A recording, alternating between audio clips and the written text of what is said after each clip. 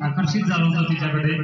एवढं सुंदर असं तिचं ते भाषण होतं. मी पण माझ्या एवढ्या वर्षाच्या आयुष्यामध्ये एवढे छान बोलताना कोणाला पाहायला होता. आज ती या ठिकाणी परत एकदा भाषण. मेरा नाम प्रगति प्रकाश राव रस्ते, सभी को मेरा नमस्कार। दिन वो फिर आया है, तिरंगा खुलकर मुस्कुराया है, देखकर पराधीनता की बेड़ियों को देखो ध्वज ऐसे मुस्कुराया है। 15 अगस्त क्या है, 15 अगस्त क्या है, आजादी का प्रतीक है 15 अगस्त, राष्ट्रीय पर्व है 15 अगस्त, स्वतंत्र सैनिकों का बलिदान है 15 अगस्त, देश की शान है 15 अगस्त। आजादी की दुल्हन ऐसी नहीं बिहारी है, आजादी की दुल्हन ऐसी नहीं बिहारी है, खूनी नदी बही हमारी गर्दन तक कटवाई है। गोरों के शासन में देखो कितने अत्याचार